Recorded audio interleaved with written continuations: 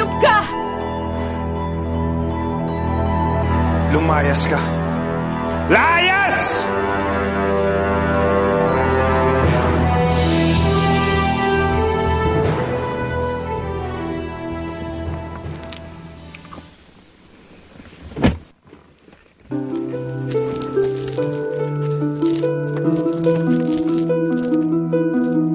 Pilituan, mauna ka na. Baka magising si Ina eh. Yes, ma'am.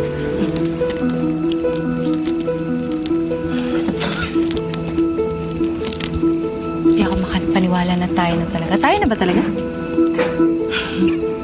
Ang Parang tagal. dapat ako magsabi nun. Ang tagal-tagal kong hinintay ang pagkakataon to.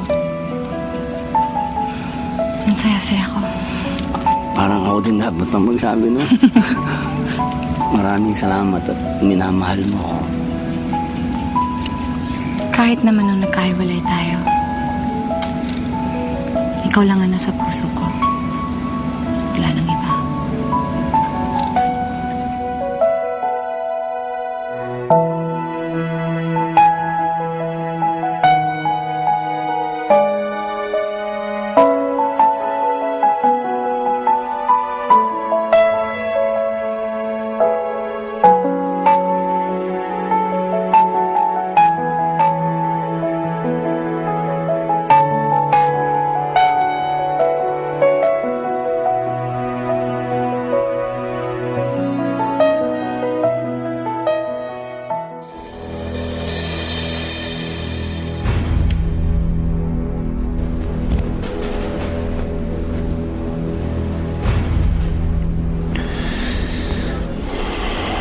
Bakit kahit anong gawin ko, hindi ka mawala-wala sa puso ko, Ana?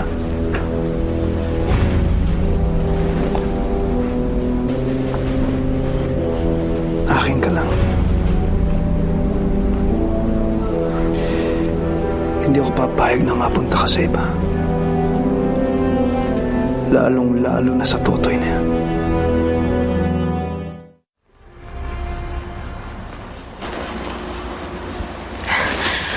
Totoy! Magandang gabi po. Totoy, my boy. Kumusta ka na? Mabuti naman ho. Ikaw po.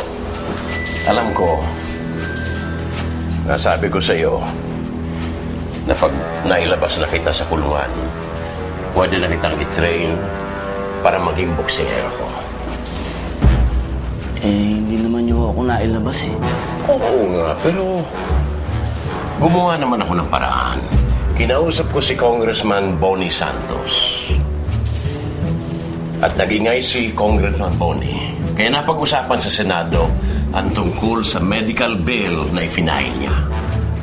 Kaya nakita mo naman, napadali ang probation mo. Nakalabas ka.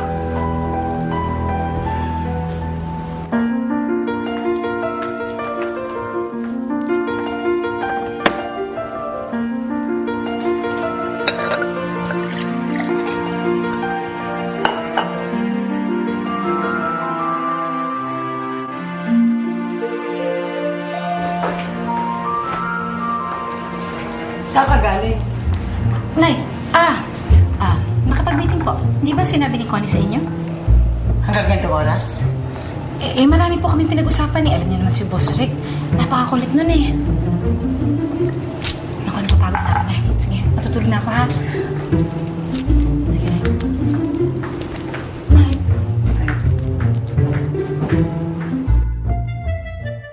Alam mo, Totoy, matagal na ako nagtitrain ng mga boxers. Pero wala pa akong nakita kasing galing mo.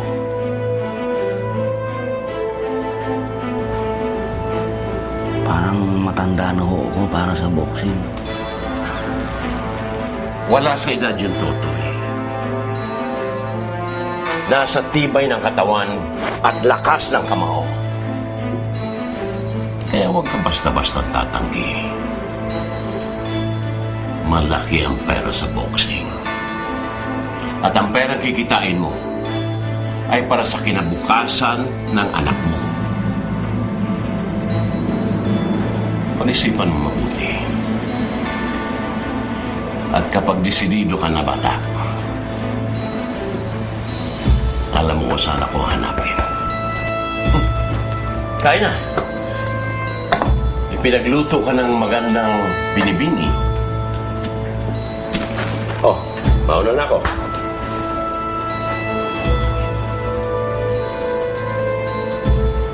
Magpapaalam na po ako ng magandang binibini. Tayo.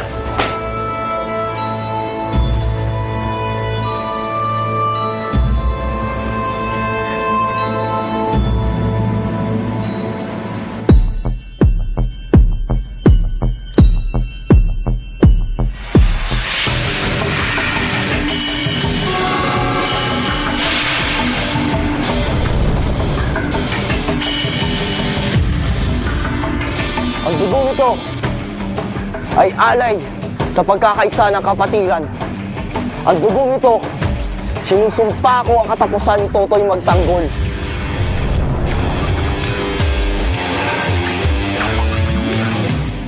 Ako nagluto nito. Sana magustuhan mo. Yan. Sino nga pala yung kausap mo kanina? Si Coach Fredo. Siya yung unang nag-alaga at nagsanay kay Manny Pacquiao. Talaga? Ayos ah. Eh di magaling nga siya. Ano, tatanggapin mo na ba? Magbabakasin ka na? Hindi ko pa alam. Naku, Totoy. Kung ako sa'yo, tatanggapin ko na yun. Kain ka na.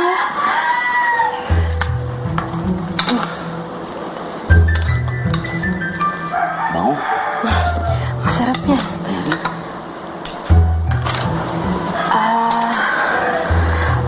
Kamusta na pala si Ana Molina?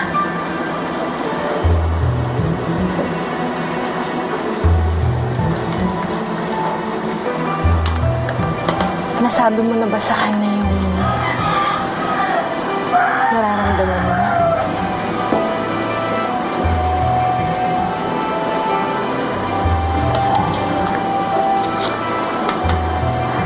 Sinagot ka na ba niya?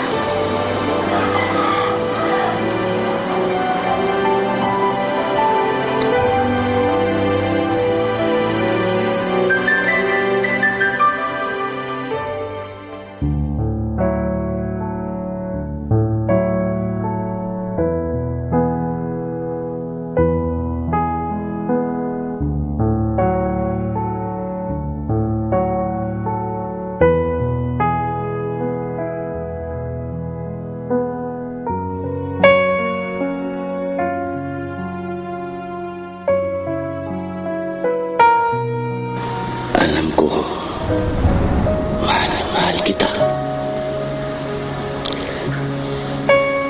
Ikaw ba? Mahal mo pa rin ba ako? Oo. Gustong-gusto ko maging bahagi ng mundo mo.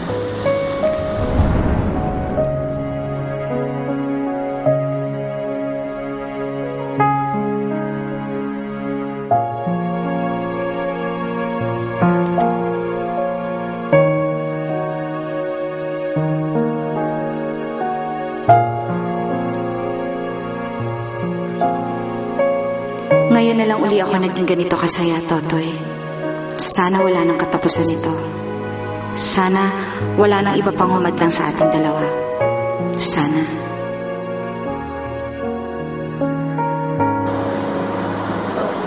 Masaya ako para sa'yo, Totoy. Masayang masaya.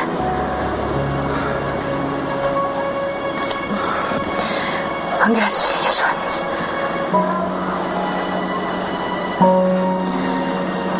Sige, kain ka pa. Gusto mo subuan pa kita? Ako na. Kain ka na.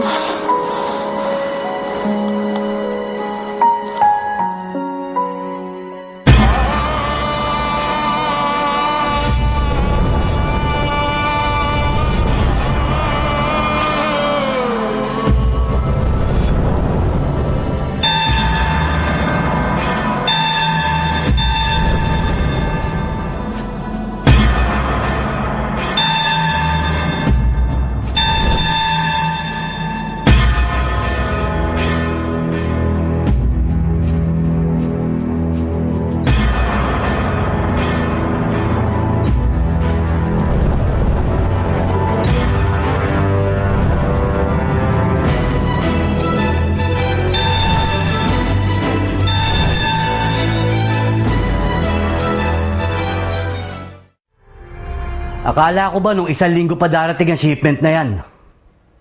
Ayusin ninyo! Oh, Manuel. Coach, kamusta na ang usapan ninyo ni Totoy? Hindi pa siya pumapayag sa gusto ko eh. Hindi yata maganda yon. Siguro, dapat ayus-ayusin mo, Coach, ang pagkukumbinsi sa kanya. Dahil, baka mapunta sa hindi maganda ang pagiging magkaibigan natin.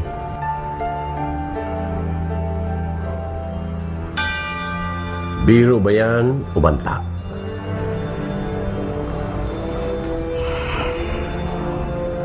Nasa iyo na ang bola, Coach. Ikaw na bahala.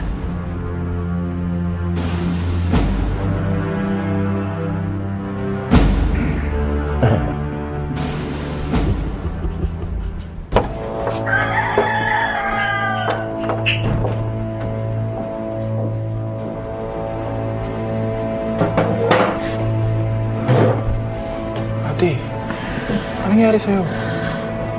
Ba't ka umiiyak? May nanloko ba sa'yo, ha? Sabihin mo lang, gugulpihin ko. Hindi, Steve. Walang nanloko sa akin. Bakit ka umiiyak? Nalulungkot kasi ako eh. Sinagot na ni Ana Molina si Totoy. Wala na akong pag-asa sa kanya. Hindi na pwedeng maging kami. Kaya ang sama-sama ng loob ko.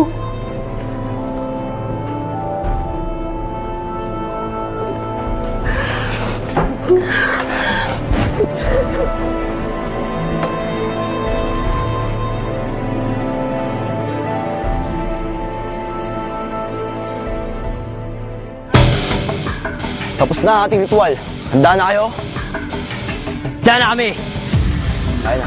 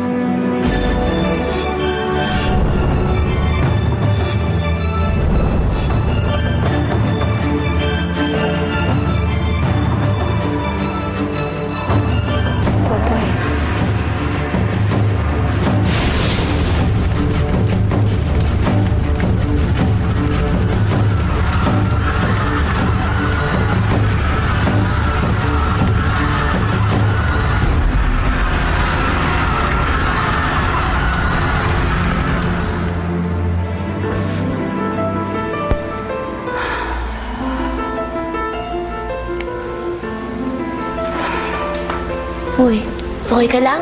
At parang naalipungatan ka. Panaginipan ko si Totoy. May masama raw nangyari sa kanya.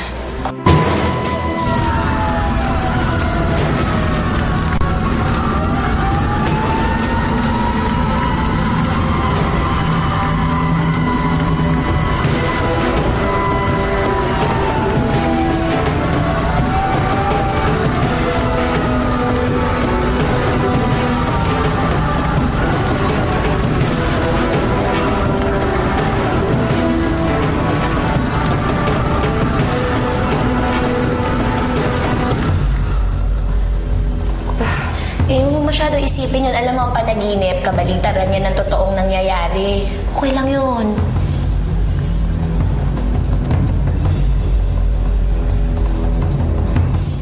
Mabuti na lang. Kahit pa paano, nagawa natin mailigtas itong mga damit natin. Kung hindi, baka wala na tayong maisuot. Buti na, walang namatay, ano? Isipin niyo yung mga tao yan, no? Saan niyo yung titirayan? Paano ngayon yan? Grabe. O konti yung naipundar natin. Nauwi pa sa abo. Paano na kaya tayo nito? Ayun pa si Totoy, oh. Toy!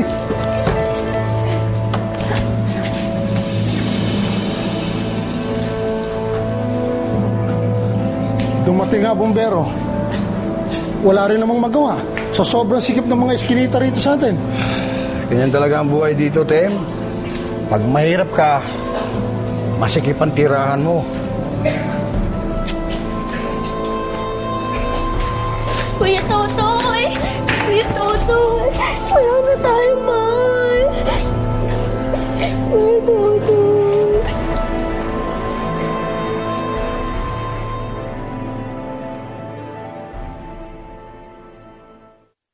Yan na nga kasi yung sasabihin mo sa amin. Dali! Namamatay na kami sa suspense. Ate, ano ba yan? Tungkol saan ba po yun, Tita Ana? Tungkol sa tatay mo. Naku, parang ano? Ano ka ba? Huwag kayong maingay. Didilip tayo ni inay. Alam mo naman yun. Ano na nga yun?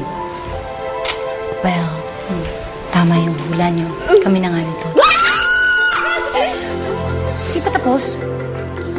Kasi, nagtanong siya. Sabi niya kung pwedeng kami na raw. Ede, sinagot ko naman. Kaganalit na ano? Saan? Ang ganda-ganda nito. Ang ganda naman nila na bagay na bagay kayo nito. Bagay kayo nito. Hoy, Totoy. Sino bagay kay Totoy? Si anak kanyo. Kawawa naman itong mga batang ito. Yung bahay na yon, ang tanging iniwan sa kanila ng mga magulang nila. Tapos nawala pa. Yan. Hoy. Hindi aksidente yun. Sinadya yun. Palagay ko, ibang punteriya nila. Alam nyo, palagay ko sinadyang sunugin ang mga bahay dito eh. At bakit naman? Eh hindi naman tayo mga squatter dito. Inaward na sa atin ng gobyerno ang mga lupa rito. Ang alam kong nasusunog yung mga squatter para magsilayas. O ano? Ba't di kayo makapagsalita dyan, ha? Bakit ba hanggang ngayon pinipilit pa rin yun na maging si Totoy at si Ana, ha? Tita, hindi po. Nay, naglolokohan lang kami. Balang yun na dinig niyo, wala lang yan. Tsaka, tita, pinag-uusapan lang namin kung kunyari gagawin pong pelikula yung buhay ni Totoy. Iniisip namin kung sino kaya yung bagay na leading lady. Ganun po. Yun. Oo, tama. At bakit naman gagawin pelikula ang buhay ni Totoy, Abel? Ha? Isang kriminal gagawin pelikula ang buhay? Ano kayo? Malay niyo, tita. Sigurado ako magiging blockbuster yun, di ba? Hoy, kayo ha? Puro kayo kalokohan ha? Tigilan niyo ang kwentuhan tungkol dyan kay Totoy ha? At nakukonsumi lang ako. Ang ingay niyo kasi. Ingay ba ako? Ingay ka.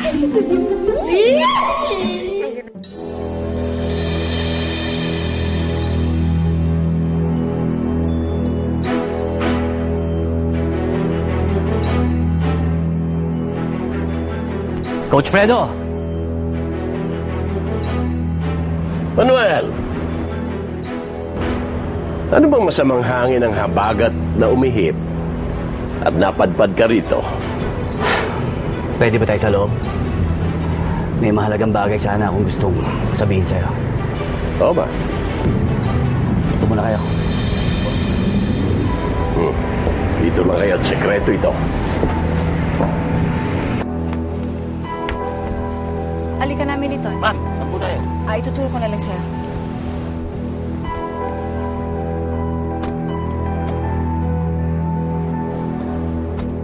Opo, ma'am. Nakita ko na siya. Palis na ng bahay. Sundan ko na po. Manong. Pakisundan.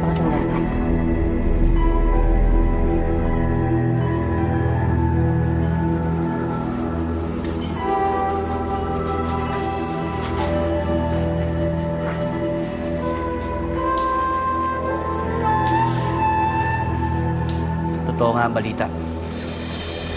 Nagkasulog nga dito.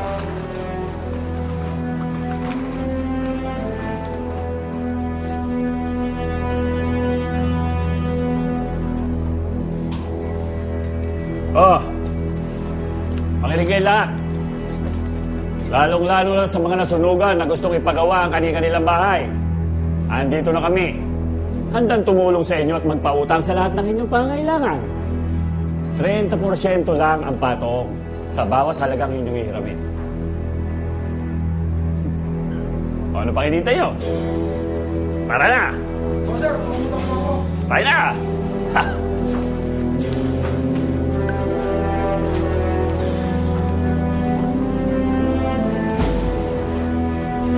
Tignan mo to si Manuel. Walang tigil sa kawalang siyaan. Nasunugan na nga tayo eh. Nananamantala pa. Oo nga eh. Pabayaan mo na. Para wala nang gulo.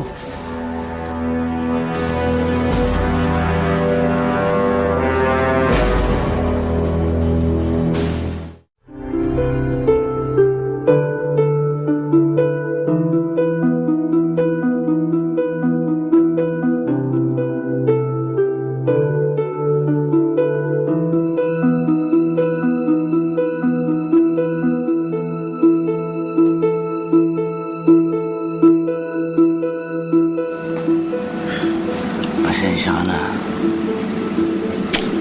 Nahuli ako. May nasikaso lang ako eh. Sabi ng Chamorro, nasunog daw yung tinitiran mo. May tutulong ba ako sa'yo?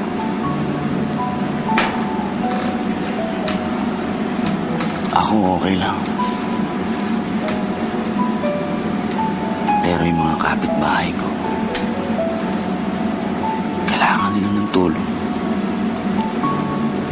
Tutulungan natin sila.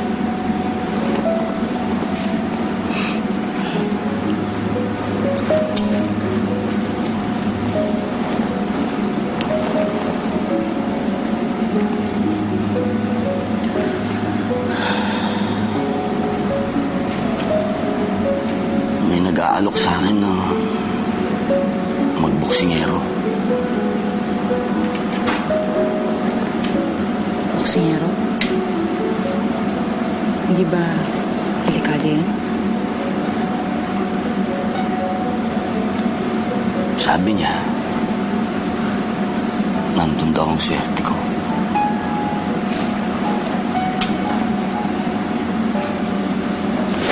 Basta mag-iingat ka lang palagi.